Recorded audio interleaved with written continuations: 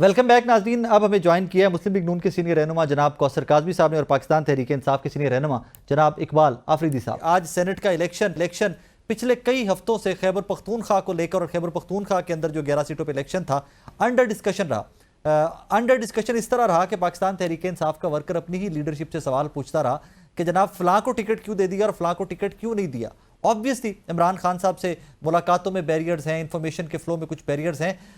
इकबाल साहब कैसे मिजाज है सर, खैरियत से हैं?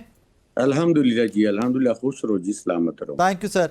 सर आज फाइनली इलेक्शन तो हो गया, लेकिन सवालात आज भी बहुत सारे हैं। सारी रात भी हम देखते रहे, इरफान सलीम साहब भी रात को देर गए, उन्होंने अनाउंस किया कि जी मैं बैठ जाता हूं, मैं इलेक्शन नहीं कॉन्टेस्ट करता। सर अभी भी रिफ्ट है पार्टी के अंदर?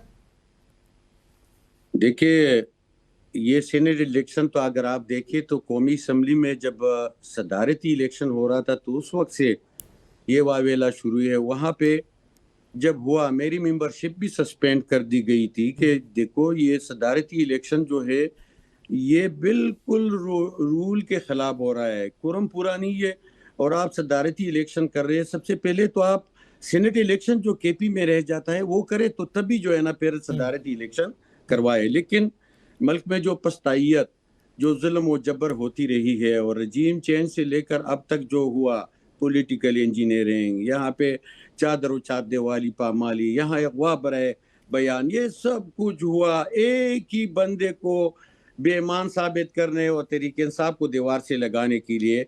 वो सब हुआ जब किसी मुल्क में या पाकिस्तान की तारीख में इससे पहले नहीं हुआ।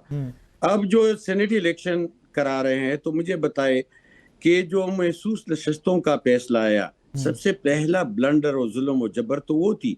उस पे तो किसी ने कुछ नहीं कहा कि ये क्यों हुआ। एक पार्टी जो 93 सीट सूबाई में और कौमी में 90-92 सीट लेके वहां पे बैठी, उनका मैंडेट और उनकी जो महसूस नशस्तें हैं वो किस तरह है। इलेक्शन कमीशन सेक्शन आपला में कहीं पे ये कानून नहीं है कि किसी के साथ जुल्म और जबर करके उनको महसूस सीटें न दे रहे हो। सर ये तो बहुत पीछे रह गया ना अफरीदी साहब, ये बातें तो बहुत पीछे रह गई ना। ये तो तब टेकअप करी जा सकती थी कि आपकी जमात बाइकआउट कर देती। लेकिन थोड़ा गुफ्तगू को आगे लेके चलते हैं। सर इमरान खान साहब के और आपकी जमात के उम्मीदवार मिर्जा अफरीदी साहब थे? बिल्कुल, अगर खान ने वहां से 6 बंदों को नामजद किया है तो उसमें ये शामिल थे। लेकिन सर जो आपके जनरल सेक्रेटरी और खैबर पख्तूनख्वा की पीटीआई है, उन्होंने जो लिस्ट भेजी थी गौर साहब को और सलमान अकरम राजा साहब को, उसमें तो मिर्जा खान अफरीदी साहब का नाम शामिल नहीं है। मेरी बात सुने, देखिए फैसलों का इख्तियार अब भी बानी चेयरमैन के पास है। ये क्लियर और साफ बात है, इसमें दोहराई ही नहीं है। क्योंकि हम उसी की वजह से मेंबर कौमी असम्बली या मिनिस्टर या मेंबर सूबाई असम्बली बने हैं। हमारी कोई जाती हैसियत नहीं है। एक दूसरी बात यह है कि इसका इख्तियार किसी के पास नहीं है कि वो खान के नामजद उम्मीदवारों को रद्द कर सके। अगर वहां से एक फैसला आया है तो मन इनको तस्लीम करना चाहिए था। जिसने नहीं किया बाद में उन्होंने भी विड्रा किया, इस तरह नहीं है। लेकिन एहतिजाज किया, थोड़ा सा जो पार्टी में एक जमहूरी अमल होता है बस वो किया, बाकी उन्होंने कागजात विड्रा कर लिए। इसमें कोई इतना बड़ा किस्सा नहीं हुआ। सर इसको जरा डिटेल में बात करते हैं थोड़ा। इसके जरा मैं कौसर काज़मी साहब को भी शामिल गुफ्तगू कर लूँ। काज़मी साहब, आपकी तो मखसूस नशिस्तें आने के बाद खैबर पख्तूनख्वा में तो नताइज ही बदल गए। जहाँ पर 92 वाले लोग बैठे हुए थे वहाँ पर अच्छी खासी 5-6 की रेशो के ऊपर सेटलमेंट दिखाई दी थी पहले। बिस्मिल्लाहिर्रहमानिर्रहीम, रब्बे सल्ली अला मुहम्मद व आले मुहम्मद। साकिब, अभी बसद एहतराम मेरे भाई अफरीदी साहब ने बड़ी आसानी से उन तमाम चीजों पे पर्दा डालने की कोशिश की और फस्तायत की तरफ मामलात ले गए, इल्जामात लगाना शुरू कर दिया कि शायद हमने कोई जुल्म के पहाड़ इन पे तोड़ दिए हैं। भाई हम तो नहीं कह रहे, आप जरा अपना सोशल मीडिया देख लें कि जो एक फौज आपने बनाई हुई थी अपने सियासी हरीफों पे सबो शितम के लिए, गाली गलोच के लिए, उन पे हमलों के लिए, जातियात तक नहीं छोड़ा जाता था, आज वो सारी की सारी सवाल कर रही है आपसे। अगर ये इमरान खान साहब ने किया है तो फिर तो बड़ी अजीब बात है कि इनके कल्ट में मुब्तला जो तबका है साकिब, वो ये सच मानने के लिए तैयार नहीं है। वो अब क्योंकि वो अब जो मर्जी आप कहते रहे, वो अब कभी अली अमीन पे इल्जामात लगाएंगे। अच्छा काज़मी साहब, अगर वो ये सच मानने को तैयार नहीं है ना, अगर वो ये सच मानने को तैयार नहीं है तो फिर उसको कल्ट मत कहिए। फिर उसको कल्ट मत कहिए कि अगर वो अपनी ही लीडरशिप को सवाल भी कर रहे हैं तो उसका मतलब है they have the thought process और वो सवाल उठा रहे हैं कि this is the wrong decision.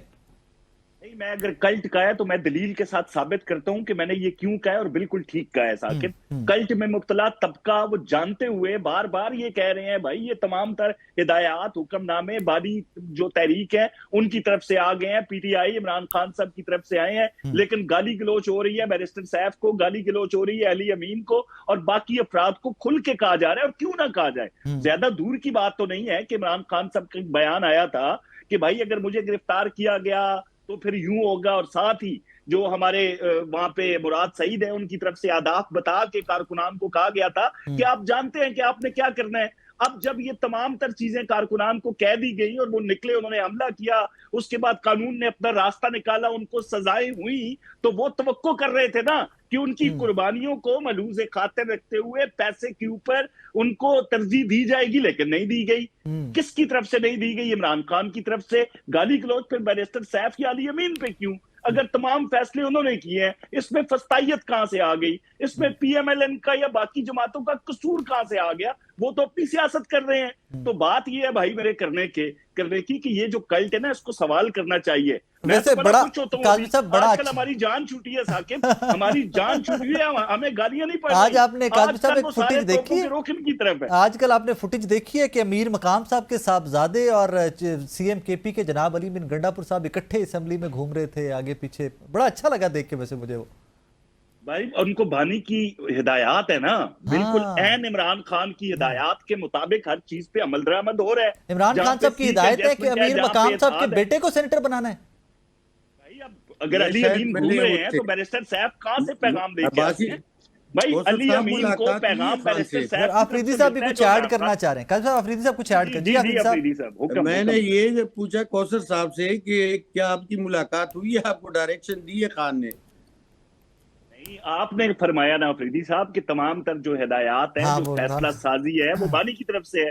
دیکھو انہوں نے کہا کہ سارے ہدایات جو ہے نا ان کو یہ ملتے. دیکھیں بات یہ نہیں ہے, ایک ہمدردانہ ریکویسٹ ہے کہ دیکھیں پہلی بات تو آپ کہہ رہے ہو کہ آپ ایک سیاسی عمل کی طرف آئے, آپ سیاسی لوگوں اور حکومت کے ساتھ بیٹھ جائیں.